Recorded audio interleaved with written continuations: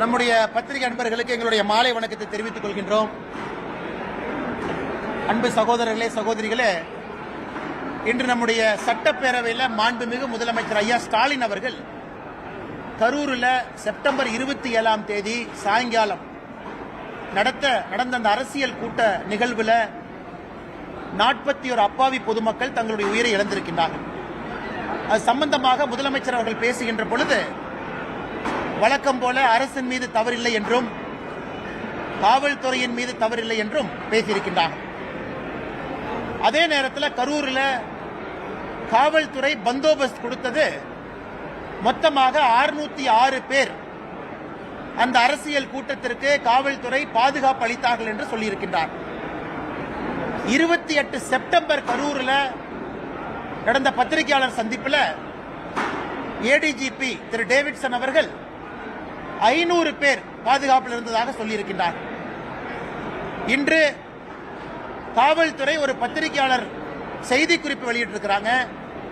அதுல சம்பவ இடத்துல 350 பேர் இருந்தாங்க.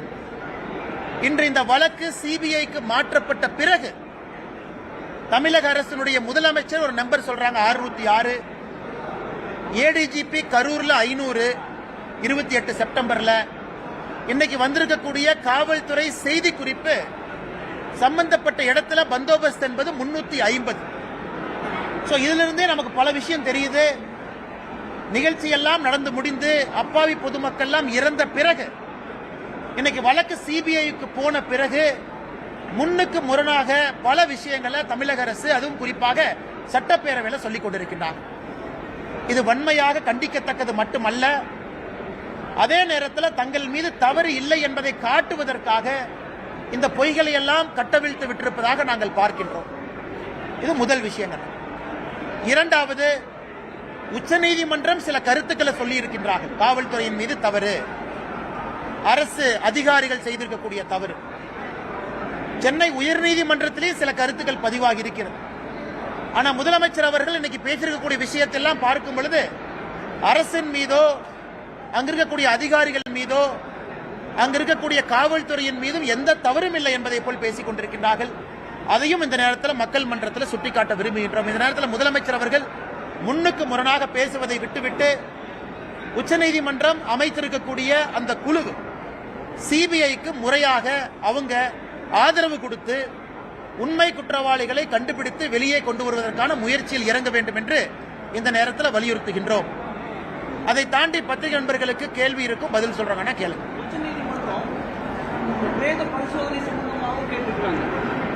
உச்சநீதிமன்றத்தினுடைய அந்த அப்சர்வேஷனை பார்க்கும் பொழுது தமிழக அரசு சொல்லி இருக்கின்றார்கள், காலையில் அதிகாலை, அதாவது 28 செப்டம்பர் அதிகாலை 1:45 மணிக்கு முதல் போஸ்ட்மார்ட்டம் செய்ய ஆரம்பித்தோம். மத்தியானம் 1 மணி முடியும் பொழுது 39வது உடலை போஸ்ட்மார்ட்டம் செய்து முடித்தோம் என்று சொல்லி இருக்கின்றார்கள். காலையில 1:45 ஆரம்பிச்சு மத்தியானம் 1 மணி வரைக்கும். உச்சநீதிமன்றத்தினுடைய நீதியரசர்கள் கேட்டிருப்பது, அந்த போஸ்ட்மார்ட்டம் செய்யறக்கே 2 டேபிள் தானே இருக்கு. அப்படி இருக்கும் பொழுது நீங்க சொல்லி இருக்கக்கூடிய டைம் எதுவும் மேட்ச் ஆகலையே. அதை மறைப்பதற்காக இன்னைக்கு முதலமைச்சர் சட்டப்பேரவையில் இவர் புதுசா ஒன்று கொண்டு வர்றார். 24 மருத்துவர்கள் தலைமை அப்படின்னு புதுசா ஒன்று சொல்றார். 24 மருத்துவர்கள் தலைமையில இந்த உடல் ஆய்வுக்கூறு நடந்துச்சு, போஸ்ட்மார்ட்டம் நடந்துச்சுங்கிறாங்க. இன்னைக்கு உச்சநீதிமன்றம் கேட்கின்ற கேள்வியும் மக்கள் கேட்கிற கேள்வியும், காலையில 1:45க்கு 24 அரசங்க வரல, மருத்துவர்கள் வரல. முதல் 4 மணி நேரம் 5 மணி நேரத்தில் எத்தனை போஸ்ட்மார்ட்டம் பண்ணீங்க? முதலமைச்சர் சென்னையிலிருந்து அவசரமா வர்றாங்க.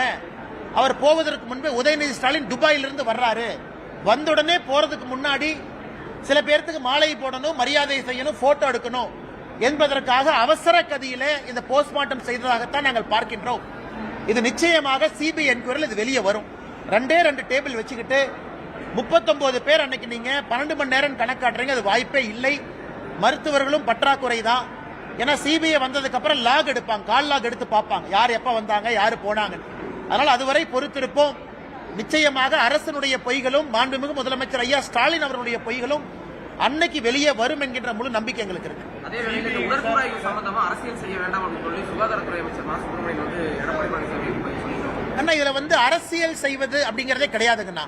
உச்சநீதிமன்றம் கேட்ட கேள்வியை நாங்க கேட்கிறோம். புதுசா நம்ம கேட்கலையே. உச்சநீதிமன்றத்தில் தமிழக அரசு வைத்திருக்கக்கூடிய வாதத்தில் இருக்கக்கூடிய ஓட்டைகளை உச்சநீதிமன்றம் சுட்டிக்காட்டி இருக்கின்றார்கள். அதன் அடிப்படையில் நம்ம கேட்கிறோம். இவர்கள் புதிதாக 24 மருத்துவர்கள் வந்தாங்க. 24 பேர் சேர்ந்து போஸ்ட்மார்ட்டம் பண்ணாங்க. போஸ்ட்மார்ட்டம் நமக்கு தெரியும், ஒரு மருத்துவர் இருப்பாங்க, அசிஸ்ட் பண்றதுக்கு இருப்பாங்க. போஸ்ட்மார்ட்டம் நடக்கும் சராசரியாக 45 நிமிடம், 1 மணி நேரம் வரைக்கும் அது போகும். அப்படி இருக்கும் பொழுது இவங்க சொல்ற கணக்கு எங்கேயுமே டேலி ஆகலைங்கன்னா 1:45 காலையில் ஆரம்பிச்சோம், மத்தியானம் 1 மணிக்கு முடிச்சோம், 39வது பாண்டியை ஹேண்ட் ஓவர் பண்ணிட்டோங்கிறாங்க. அதனால்தான் திரும்ப திரும்ப இவர்கள் எதையோ மறைத்து எதையோ செய்ய போய் எங்கேயோ போய் மாட்டிக்கிட்டாங்க. எந்த காரணத்துக்கும் சிபிஐ என்கொயரி நடக்கக்கூடாது என்று தலைகீழாக நின்றார்கள். இன்னைக்கு அது நடக்குது, மாட்ட போறாங்கன்னு தெரியும். அதற்காக இவங்களே நெரட்டிவ் செட் செய்வதாகத்தான் நாங்க பார்க்கிறோம். அவங்களுக்கு என்னென்ன வேலை? அவங்களுக்கு வேலை இல்லை, மிரட்டுறதா அவங்களுக்கு வேலை. அதனால் திரும்ப திரும்ப நான் சொல்வது இதுதான். அண்ணன் திருமாவளவன் அவர்கள் முதலமைச்சர் ஐயாவை போய் சந்திக்கிறாங்க. சந்திங்க. முதலமைச்சரை சந்திச்சு என்ன சொல்றாங்க? அவர் கார்ல போனாரா? இன்னைக்கு பல வீடியோ நாம பாக்குறோம். தனியார் தொலைக்காட்சி நிறுவனம் பல வீடியோ போட்டு காட்டுறீங்க. அந்த 2 வீலர்ல கார் அடித்தது மிக தெளிவாக, தெல்ல தெளிவாக நமக்கு தெரியுது. அந்த வீடியோ கேப்சர் ஆனது பாத்தீங்கன்னா மிக தெல்ல தெளிவா அந்த 2 வீலர்ல அடிக்கிறாங்க. அதெல்லாம் மறைச்சிட்டு இன்னைக்கு அண்ணன் திருமாவளவன் அவர்கள் ஸ்டாலின் அவங்களை போய் பார்த்து, இது எப்படி இருக்குன்னா இவர்களை காப்பாற்றிக் கொள்வதற்காக ஆட்சி நடக்குது. ஒரு சாதாரண ரோட்ல போற மனிதரை போய் நீங்க தட்டுறீங்க, கேட்டா முறைச்சு பார்த்தாரு 4 தட்டு தட்டுனுங்கிறீங்க. அதுக்கப்புறம் மருத்துவமனையில போய் நெஞ்சு வலின்னு படுத்திருந்தா அதையும் கேவலப்படுத்துறீங்க. அதை கேள்வி கேட்டா என்னையும் மிரட்டுறீங்க. அதை தாண்டி முதலமைச்சரை போய் பார்த்து கம்ப்ளைண்ட் கொடுப்பீங்க. அதுவும் திருமாவளவன் பத்திரிகையாளர் சந்திப்பில் என் பேரை இழுத்து நான் தான் இதற்கு பின்னாடி இருந்தங்கிறார். அந்த 2 வீலர் காரலையும் தெரியாது, யாருன்னே தெரியாது. நான் சாமானிய மனிதனாக குரல் கொடுக்கின்றேன். என்னை போல நீங்களும் குரல் கொடுக்குறீங்க. ஆனால் திருமாவளவன் அவர்கள் இதெல்லாம் விட்டுட்டு நாகரிகமான அரசியலுக்கு வரணும். இது போன்ற வன்முறை, வெறுப்பு அரசியல், மிரட்டுவது, ரோட்ல போறவங்களை இடிப்பது, கேள்வி கேட்டா அடிக்க போவது, இது எந்த விதமான அரசியல்? இவங்க தமிழ்நாட்டில் என்ன மாற்றத்தை கொடுக்க போறாங்க? இவர்களால் என்ன மாற்றம் நடக்கும்? வன்முறை அரசியல்னால யாருக்கு என்ன லாபம்? அதனால அதற்கெல்லாம் நாங்கள் பயப்பட போவது கிடையாது. உங்களுக்கு தெரியும், அண்ணாமலை பொறுத்த வரைக்கும் ஒரு அடி அடிச்சா 2 அடி கொடுக்குற ஆள் நான். மற்றவங்க மாதிரி வாங்கிட்டு போற ஆள் இல்ல. அதனால அதற்கும் தயார் தான். நீங்க வரணும் வாங்க. அதனால இந்த உருட்டல் மிரட்டல் என்கிட்ட வச்சுக்காதீங்க. இதையெல்லாம் பார்த்து காவல்துறை அதிகாரியாக இருந்து அரசியலுக்கு வந்திருக்கேன். பல ரவுடிகளை டீல் பண்ணிருக்கேன். இந்த வேலையில என்கிட்ட வச்சுக்கூடாது. அதே நேரத்தில் முதலமைச்சர் நான் சொல்றது, நீங்க உள்ள பூந்து ஏன் எஃப்ஐஆர் போடல? இந்த மாநிலத்தினுடைய முதலமைச்சர் நீங்க ஏன் அரெஸ்ட் பண்ணல?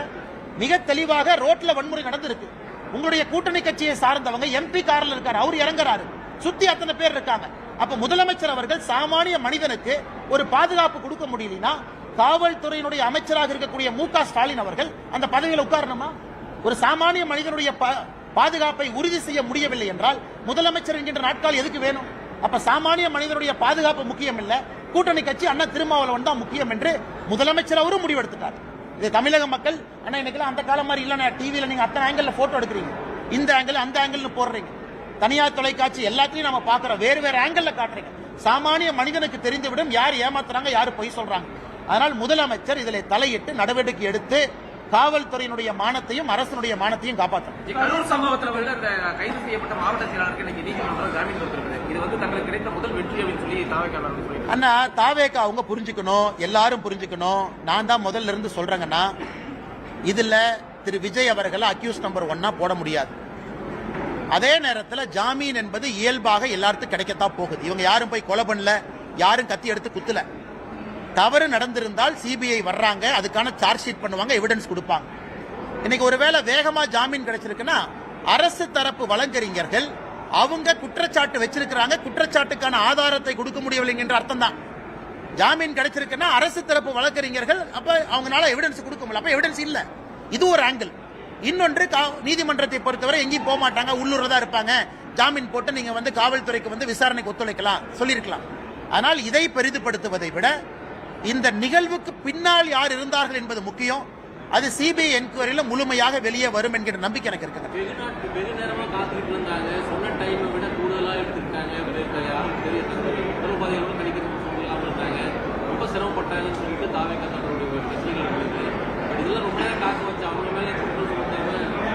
அண்ணா இன்னைக்கு வந்து காவல்துறை அவர்களுக்கு எப்போது வேண்டுமானாலும் ஒரு கூட்டத்தை கலைப்பதற்கான முழு அதிகாரம் இருக்கு. எப்போது வேண்டுமானாலும் உள்ள போய் கூட்டத்தை கட்டுப்படுத்துவதற்கான அதிகாரம் இருக்கு. எப்போது வேண்டுமானாலும் அந்த கூட்டத்திற்கு பேசுறதுக்கு ஒரு தலைவர் வர்றாருன்னா வர முடியாது, வெளியே போங்கன்னு சொல்றதுக்கு அதிகாரம் இருக்கு. அந்த அதிகாரத்தை ஏன் பயன்படுத்தவில்லை என்று கேட்கின்றோம். கேள்வி ஒன்று. இரண்டாவது, நீங்க சொல்ற பிரச்சனை நடந்திருக்கலாம், ஆமாம், இல்லை என்று நான் சொல்லல. இன்னைக்கு அதையெல்லாம் நீங்க மறந்துட்டு இவங்க மட்டும்தான் தப்பு பண்ணாங்க, நாங்க தப்பே பண்ணலன்னு சொல்றதுதான் நாங்க கேள்வி கேட்கிறோம். நாங்களும் தவறு செய்திருக்கோம்னு ஒத்துக்குங்க. கட்சி தவறு செய்திருக்கா முதல்ல இருந்து நாங்க சொல்றோம். கட்சி தவறு செய்திருந்தால் நடவடிக்கை எடுங்க. அரசு எங்க மேல எந்த தப்பு இல்ல, நாங்க நிரபராதிகள், எங்கேயும் ஒரு தவறும் அரசு சார்பில் நடக்கலின்னு முதலமைச்சர் அவர்கள் கரூரில் இருந்து சொல்றாங்க. அதைத்தான் திரும்ப திரும்ப சொல்றோம். இல்லை, அரசும் தவறு செய்திருக்கு, உங்க மேல நிறைய தவறு இருக்கு, அதிகமான முக்கியத்துவம் உங்களுக்கு தான், ஏன்னா உங்க கையில தான் அதிகாரம் இருக்கு. அதை மறைத்து விட்டு ஏன் ஒருவர் மீது பழியை போட முயற்சிக்கின்றீர்கள் என்பது எங்களுடைய கேள்வி. கரூர் சம்பவத்துக்கு அரசும் தவறு செய்திருக்கிறது சொன்னா தாவேகா தரப்புல நம்ம தவறு செஞ்சிருந்தா எனக்கு தெரியல. சிபிஐ என்கொயரி நடக்கட்டும். நான் எப்பவுமே சொல்றதுன்னா ஆர்கனைசர்ஸ்க்கு ரெஸ்பான்சிபிலிட்டி இருக்கு.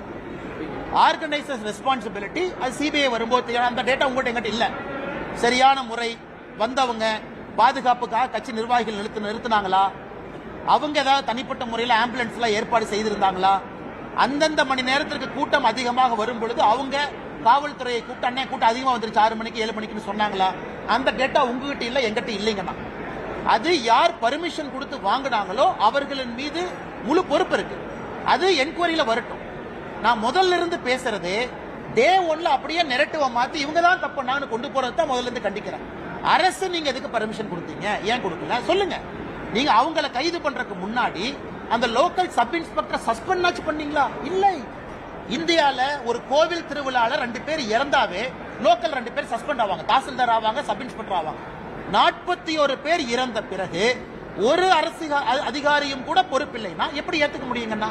கரூரில் இருந்து தொடர்ந்து பாரதிய ஜனதா கட்சி கேட்பது, இது இந்தியாவில் எந்த மாவட்டத்தில் நடந்திருந்தாலும் எஸ்பியும் கலெக்டரும் சஸ்பெண்ட் பண்ணிட்டு தான் அடுத்த வேலையை செய்வாங்க.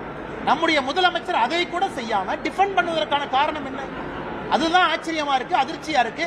ஏன் முதலமைச்சர் ஒருதலை பட்சமா செயல் பண்றாங்க? ஆமாம், அரசு பண்றாங்க, நடவடிக்கை எடுத்த ஆர்கனைசர் தப்பு நாங்க நடவடிக்கை எடுக்க நாங்க பாராட்டுறோம்.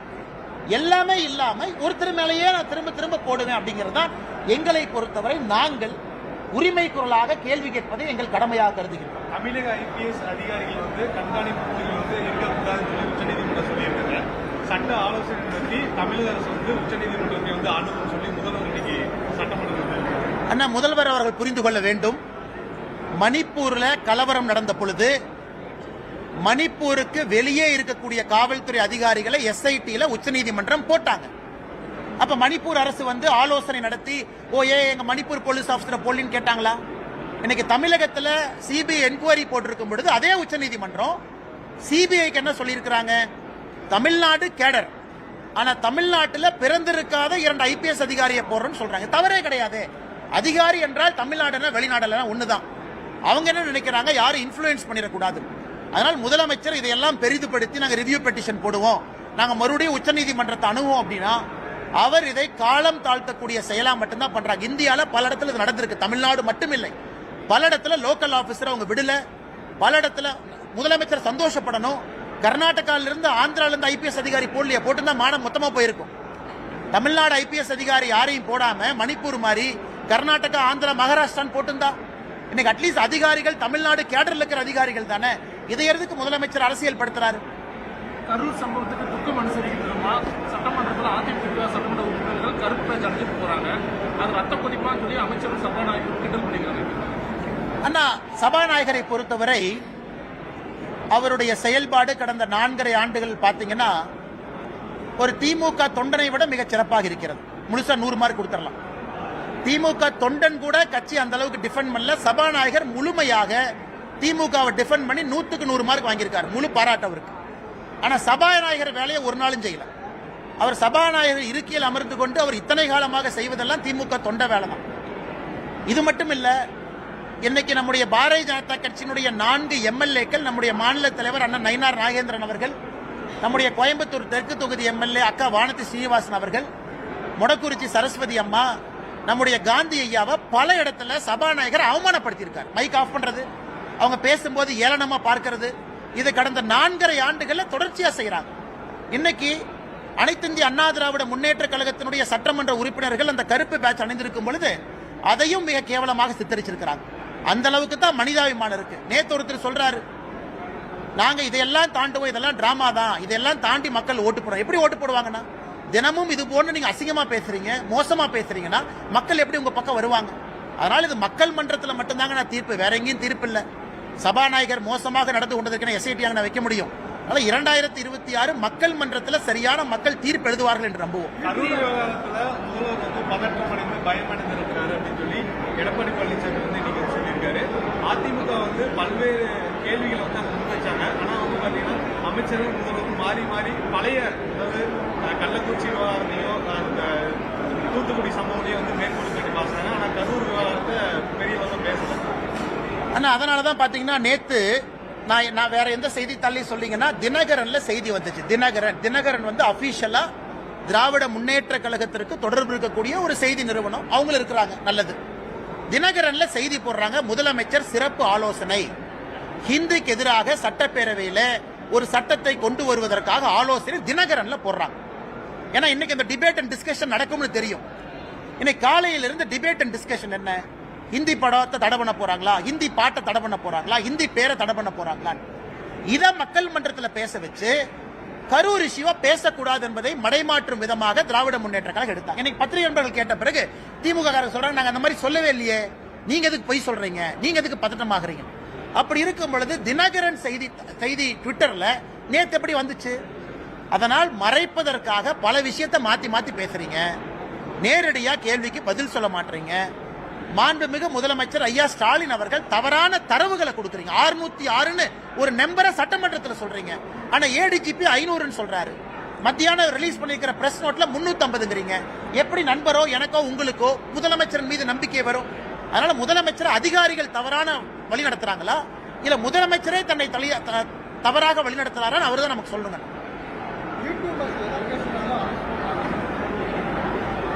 ஆனா இவங்க இன்னைக்கு பெண்களின் மீது கை வைக்கிறவன், ரோட்ல வந்து தாலி செயினை பறிக்கிறவன், அவனை அரெஸ்ட் பண்றதுக்குலாம் டைம் இல்ல. இந்த 2 மணிக்கு அந்த யூடியூப் நடத்துற வீட்டுக்கு போறாங்களா, இதுக்கு தான் டைம் இருக்கு. ஆனா ரவுடிகள்லாம் ஜாலியா சுத்திட்டு இருக்கான். எங்கேயா சுத்திட்டு இருக்கேன்? 10 மணிக்கு அண்ணே அவங்கள யூடியூப்காரன் அரெஸ்ட் பண்ண போயிருக்காங்க, அதான் கத்தியோட சுத்திட்டு இருக்கேன். அது போன்ற தமிழகத்தினுடைய சட்டம் ஒழுங்கு நிகழ்வு நடந்து கொண்டிருக்கிறது, வன்மையா கண்டிக்கத்தக்கது. அப்படி யூடியூப்காரன் அரெஸ்ட் பண்ணால் 24 மணி நேரத்தில் பெயில் கொடுக்கத்தான் போறாங்க. எல்லாரும் கருத்துரிமை இருக்கு, பேச்சுரிமை இருக்கு. இதை முதலமைச்சர் நேரடியாக தலையிடணும். யாரை காவல்துறை பண்றாங்களா, ஏடிஜிபி பண்றாங்களா, டிஜி பண்றாங்கன்னு தெரியல.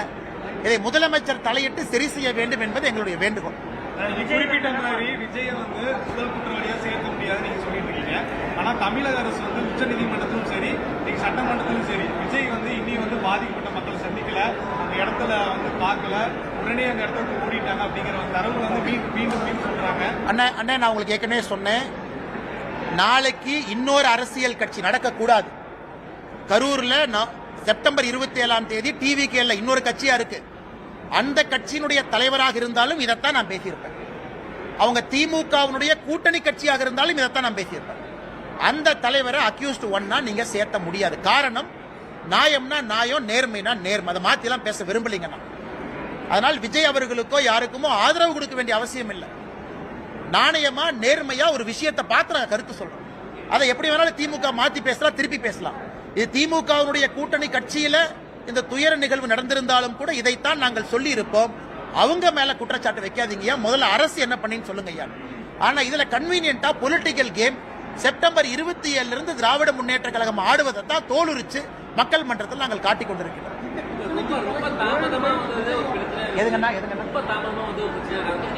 அண்ணா நான் பேச தலைவா, இங்க பாருங்க தலைவா, சாரி சார். அதாவது நான் முதல்ல சொன்னாங்க, கரூர்லயும் டிவிக்கு அவர்களுடைய அனுமதி கடிதம் 3 மணியிலிருந்து 10 மணி வரை கொடுக்குறாங்க. காவல்துறை அதை வாங்கி அதை கையெழுத்து போட்டு ஏத்துக்கிறாங்க. நீங்களே சொல்லுங்க, பத்திரிகை நண்பர், நீங்க பல இடத்துக்கு போறீங்க, டிவி எல்லாம் கவர் பண்றீங்க, 7 மணி நேரம் ஒரு நிகழ்வு நடத்த முடியுமான்னு சொல்லுங்க. 3 மணியிலிருந்து 10 மணி வரை அப்படின்னு டிவிக்கு அவருடைய அனுமதி கடிதத்தில் நீங்கள் அனுமதி கொடுத்து கையெழுத்து போட்டிருக்கும் பொழுது விஜய் 3 மணிக்கு வரலாம், 4 மணிக்கு வரலாம், 9 மணிக்கு வரலாம், 10 மணிக்கு வரலாம். அதனால் இதையெல்லாம் நான் ஒரு முதலமைச்சர் சொல்றாங்கன்னு ஏற்றுக்கொள்வதற்கு தயாரா இல்லை. நீங்க அனுமதி கொடுக்கும் பொழுது 3லிருந்து 5, 7லிருந்து 9, 5லிருந்து 7 2 மணி நேரம் ஏன் கொடுக்கல? இன்னைக்கு வந்து ஏன் இப்படி சொல்றீங்க? இது காவல்துறை எஸ்பி மேல தவறு இருந்தா, இன்னைக்கு முதலமைச்சர் எஸ்பி மீது நடவடிக்கை எடுத்திருந்தா நான் அதை பேசவே மாட்டேன். கரூர் எஸ்பியின் மீதோ கலெக்டரின் மீதோ முதலமைச்சர் நடவடிக்கை எடுத்திருந்தால் நான் முதலமைச்சரை சொல்லியிருப்பேன், ஐயா நீங்க நடவடிக்கை எடுத்திருக்கீங்க, சந்தோஷம், நீங்க நடவடிக்கை எடுத்திருக்கீங்க, தப்பு செஞ்ச அதிகாரிகள் மீது நடவடிக்கை எடுத்திருக்கீங்க, இது ஒரு நல்ல முன்னுதாரணம். அதே போல வேறு யாரு தவறு செய்து எடுத்துக்கணும், இந்த மாதிரி நான் பேசியிருக்கவே மாட்டேன். யாரு மேலையும் நடவடிக்கை எடுக்கல, தாசில்தார் மேல எடுக்கல, லோக்கல் சப் இன்ஸ்பெக்டர் மேல எடுக்கல, யாரு மேலும் எடுக்காம இவங்க மட்டும்தான் தப்பு பண்ணாங்கன்னா எப்படிங்கன்னா ஏத்துக்க முடியும்? இதே முதலமைச்சர் நடவடிக்கை எடுத்திருந்தால் நிச்சயமாக நான் வேற மாதிரி தான் பேசியிருப்பேன். ஆனா நீங்க நடவடிக்கை எடுத்தீங்க, அரசு சந்தோஷம். மற்றவதையும் பாருங்க, எதையுமே எடுக்காம முத நாள்ல இருந்து இவங்க தான் தப்பு பண்ணாங்க, இவங்க தான் தப்பு பண்ணாங்க, எப்படி நான் ஏத்துக்க முடியும்?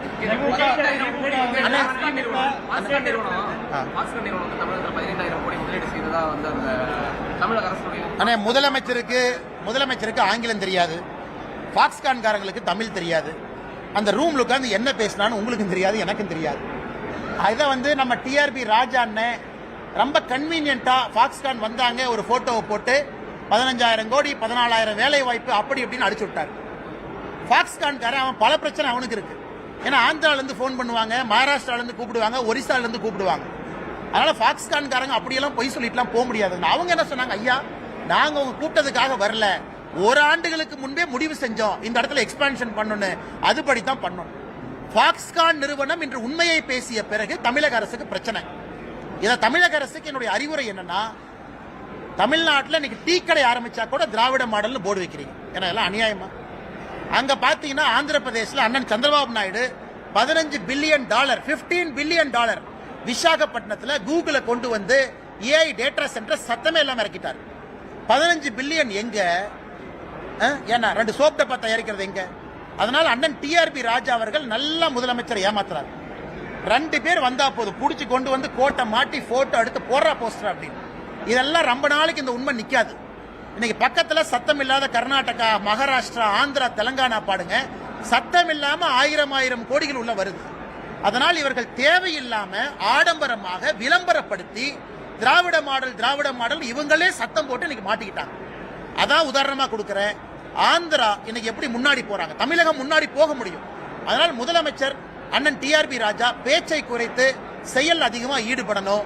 இந்த பாக்ஸ்கான் கான்ட்ரோவர்சி அதிகமாக பேசுவதால் வந்த விளைவு தான் நான் பாக்குறேன்.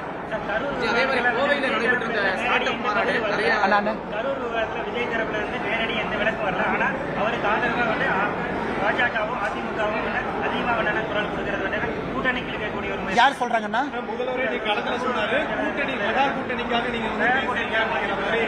அண்ணா உங்களுக்கு தான் அண்ணன் திருமாவளவன் இருக்காரு, எல்லாம் இருக்கிறீங்க, நல்லா பண்ணுங்க, அடிக்கடி சந்திக்கிறீங்க. அண்ணா தமிழ்நாட்டில் நியாயத்தை பேசினா கூட்டணி ஆசையாங்கண்ணா, தர்மத்தை பேசினா கூட்டணி ஆட்சியா? நாங்க தான் சொல்றோம் பாருங்க, உங்களுடைய கூட்டணி கட்சி 27 செப்டம்பர் இந்த நிகழ்வு நடந்திருந்தால் அன்னைக்கும் அந்த தலைவர் நாங்கள் டிஃபெண்ட் பண்ணிருக்கோம். நீங்க அநியாயமாக யாரின் மீதையோ வழக்கை போட வேண்டும் என்று நினைக்கின்றீர்கள். நியாயத்தை பேசும்போது எப்படி அது அநியாயமா மாறுங்கண்ணா? இது முதலமைச்சருக்கு தெரியும். அதனாலதான் 606, 500, 350 ஒரு நம்பரை பேசுறான். அதே மாதிரி அகமதாபாத்துடைய கட்சி ஆரம்பிக்கிறதுக்கு முன்னாடி பாதிக்கப்பட்ட பெண்கள், ஆனா அவருடைய கட்சி தொண்டர்கள் 40 பேர் இருந்த பிறகு அவர் இன்னும் அந்த பக்கமே போகல. நியாயமான கேள்வினா இது நீங்க யார்கிட்ட கேட்கணும்? விஜய் தமிழக வெற்றி கழகத்தில் கேட்கணும். ஆனா முதல்ல இருந்து நான் திரும்ப சொல்வது, எல்லோரும் எவ்வளவு வேகமாக பொறுப்பெடுத்து அதை முழுவதுமாக தன்னுடைய மாரல் ரெஸ்பான்சிபிலிட்டியா ஒரு தலைவன் அதை ஏற்றுக்கொள்ளும் பொழுது அந்த தலைவன் மக்கள் மனசுல உயர்றார். அது ரொம்ப அரசியலுடைய அடிப்படை. மாரல் ரெஸ்பான்சிபிலிட்டி, என்னுடைய பொறுப்பு, நாங்கள் அப்படி. அதனால் இன்னைக்கு மக்கள் மன்றத்தில் எல்லோரும் பாக்குறீங்க. இதே கேள்வி நான் முதலமைச்சர் கேட்கலாம், ஐயா நீங்க கரூர் வந்தீங்க, ஏன் கள்ளக்குறிச்சிக்கு போலீங்க? அதனால் அதுக்குள்ள நான் போக விரும்பலீங்கன்னா சம்பந்தப்பட்ட தலைவர்கள்ட்ட நீங்க கேட்க போறீங்க. அவங்க சொல்ற பதில மக்கள் சமாதானம் ஆகுறாங்களா ஆகலையா, மக்களுக்கு பிடித்தவர்கள் ஆகுறாங்களா வெறுக்கிறவங்க ஆகலாம் மக்கள் முடிவு பண்ண போறாங்க. அதனால மக்கள் மன்றத்தில் அதை வச்சிடணும். அகமதாபாத் விமான விபத்துல பாத்தீங்கன்னா ஐயா அண்ணா, கோயம்புத்தூர்ல ஒரு தனி மனிதர் இது போன்று தன்னுடைய சம்பாதித்திருக்கக்கூடிய சொத்தை தந்தை இல்லாத 100 குழந்தைகளுக்கு வருடத்திற்கு 10,000 ரூபாய் ஊக்கத்தொகையாக கொடுப்பேன் என்று அண்ணன் பாலாஜி உத்தமராஜ் அவர்கள் உத்தம் ஃபவுண்டேஷன் மூலமா ஒரு அருமையான விஷயத்தை பண்ணியிருக்கிறாங்க. நாம் எல்லாம் இங்க பங்கேற்று இருக்கின்றோம். தமிழ்நாட்டில் குறிப்பாக நான் நிறைய பேசினேங்கன்னா, கல்வி இன்னைக்கு கல்வி வசதி இருக்கவங்களுக்கு ஒரு மாதிரி, வசதி இல்லாதவங்களுக்கு ஒரு மாதிரி இருக்கு. அது ரொம்ப தவறு. இதை நம்ம நிவர்த்தி செய்யணும். இது உடனடியாக அடுத்த 10 ஆண்டுகளுக்குள்ள கல்வி என்பது சமமாக எல்லோருக்கும் வருவதற்கான வாய்ப்பை ஏற்படுத்தி கொடுக்கணும். அதை செய்யணும். அதுவரை ஒரு பாலாஜி உத்தமராஜ் 10 100 200 1000 பேர் வேணும். அண்ணன் பேர் சொல்ற பேர் தெரியாதவங்க எத்தனையோ பேர் வேலை செய்யறாங்க. அது போன்ற நல்லவர்கள் நமக்கு நிறைய கிடைக்கணும். உடற்குறை சர்ச்சை வந்து அகமதாபாத் விமான விபத்தை மேற்கொண்டு அடிக்கிறாங்க. 12 மணி நேரத்துல 29 உடல்கள் வந்து உடற்குறை செய்யப்படுச்சு. அதே மாதிரி தான் இங்க வந்து 5 டேபிள்ல 14 மணி நேரத்துல வந்து இந்த 39 உடல் வந்து உடற்குறை செய்யப்படுது சொல்லி நீங்க வந்து ஒரு தகவல் சொல்லியிருக்காங்க. அண்ணா இதுல எதுவுமே தவறு சரின்னு நான் சொல்லிங்கண்ணா. தமிழ்நாடு அரசு சொல்லி இருக்கக்கூடிய மருத்துவர்கள் எண்ணிக்கைக்கும் டேபிள் எண்ணிக்கைக்கும் 39 நபர்களுக்கும் சம்பந்தம் இல்லைங்கிறதா நம்ம ஆர்குமெண்ட். 24 டாக்டர் காலைல 1:45 வந்தாங்களா இல்லை என்பதுதான் நம்ம ஆர்குமெண்ட். இன்னைக்கு குஜராத் அரசு எனக்கு தெரியாதுங்கண்ணா டேட்டா, எத்தனை மருத்துவர்கள் எத்தனை டேபிள்ல எத்தனை பேர் பண்ணாங்க அந்த டேட்டா எல்லாம் என்னால சொல்ல முடியாதுங்கன்னா. தமிழ்நாடு அரசு சொல்லி இருக்கக்கூடிய டேட்டாவை நம்ம கொஸ்டின் பண்றோம். அதைத்தான் உச்சநீதிமன்றமும் கொஸ்டின் பண்ணியிருக்கிறாங்க. ஆனா என்னை பொறுத்தவரை பெண்களுக்கான கல்வி என்பது ஆண்களுக்கு அளிக்கின்ற கல்வியை விட அதிக முக்கியத்துவமாக நான் பார்க்கிறேன். 2 சமந்தான். ஆனா பெண்களை ஏன் கொஞ்சம் மேல தூக்குறாங்கன்னா, ஒரு பெண்ணுக்கு கல்வி கொடுப்பதன் மூலமாக அந்த முழு குடும்பம் கல்வியால் முன்னாடி போறாங்க. அதனாலதான் மிக அதிக முக்கியத்துவம் நம்ம பெண்களுக்கு கொடுக்கிறோம். தமிழகத்தை பொறுத்தவரை நம்ம பாராட்டணும். இந்தியாவில் பெண்கள் அதிகமாக கல்வி கற்கக்கூடிய மாநிலமா தமிழ்நாடு தொடர்ந்து இருக்கும். மேற்படிப்புக்கு அதிகமாக போகக்கூடிய பெண்கள் இருக்கக்கூடிய மாநிலமும் நாம தான். மேற்படிப்பு படித்துவிட்டு வேலைக்கு போகக்கூடிய மாநிலமாகவும் நாம தான் இருக்கிறோம். ஆனா பத்தாதுங்கண்ணா. 50% 40% என்பது பத்தாது. தமிழகம் இந்தியாவுக்கு முன்மாதிரியா இருக்கணும். இந்தியா உலக நாடுகளுக்கு முன்மாதிரியா மாறணும். அதனால் பெண்களுக்கு மிக மிக முக்கியம். அதனால ரொம்ப சந்தோஷம். தந்தை இழந்த பெண் குழந்தைகள் ஆண் குழந்தைகள் 2 பேர் வந்திருக்கிறாங்க. கல்விக்கு ஊக்கத்தொகை இது முதலமைச்சரோ நாளை வேறு அரசியல் தலைவர்களோ இது ரொம்ப உன்னிப்பா ஸ்டடி பண்ணி பண்ணது. ரொம்ப பேசல இல்லைங்கன்னா பின்லாந்து, நார்வே, அமெரிக்கா, யூகே எல்லாம் போய் ஜெர்மனி எல்லாம் ஸ்டடி பண்ணி ஒரு நல்ல ஒரு திட்டத்தை நம்முடைய தமிழகத்திற்கு கொண்டு வந்து இந்தியாவுடைய முன்மாதிரி மாநிலமா மாற்ற முடியுங்க. முன்னாள் அமைச்சர் செங்கோட்டையனோட போகும்போது ஒன்னா பிளைட்ல போனீங்க, வரும்போது ஒன்னா வந்திருக்கீங்க. அரசியல் சம்பந்தமாக ஏன்னா தலைவா அது நல்ல கேள்வி. போன முறை இங்கிருந்து போகும்போது சிஎம் அவங்க வந்தாங்க. சிஎம் அவங்க நம்முடைய கோயம்புத்தூருக்கு வந்திருக்கிறாங்க. அவர் விமானத்துக்குள்ள வந்த பிறகு எந்திரிச்சு அவருக்கு மரியாதை செலுத்தி கோயம்புத்தூர்ல திட்டங்களை எல்லாம் கொடுத்ததற்காக நன்றியும் தெரிவித்து தான் என்னோட இருக்கையில போய் அமர்ந்தங்கன்னா. ஏன்னா நம்ம முதலமைச்சர் வந்திருக்கிறாங்க, அது வேறு. அரசியல் வேறு, அது வேறு. அதே போல நாம விமானத்தில் போகும்பொழுது, ட்ரெயின்ல போகும்போது, பஸ்ல போகும்போது வர்றாங்க. இன்னைக்கு அண்ணன் செங்கோட்டையன் அவர்கள் பக்கத்தில் வந்தாங்க. பிளைட் ஏறணுன்னே அவரு தூங்கிட்டாரு. நான் புத்தகம் படித்துக் கொண்டிருந்தேன்.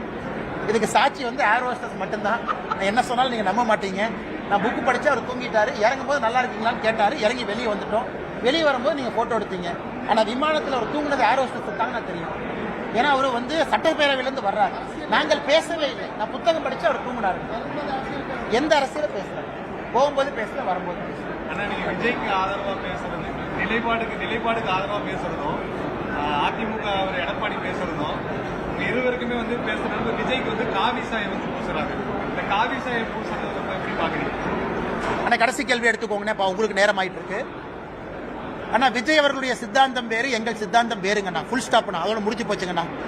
அதுக்கு மேல நான் எதுவும் சொல்ல விரும்பலீங்கன்னா. சித்தாந்தம் அடிப்படையிலே வேறு வேறு சித்தாந்தம். ஆனா ஒரு நியாயத்திற்காக ஒரு உண்மையை பேசுவது என்னை பொறுத்தவரை தவறில்லை, எங்கள் உரிமை, கடமை. அதுல அரசியல் சாயமெல்லாம் கோர்த்து அதை பூசி பார்ப்பது அது அழகல்லன்னு தான் நான் பார்க்கிறேன். ஏன்னா பல இடத்துல நாம பல பேர்த்த பாராட்டி இருக்கிறோம், பல பேர்த்தின் மீது குற்றச்சாட்டு வச்சிருக்கிறோம். அப்படித்தான் நீங்க அதை பார்க்கணும்.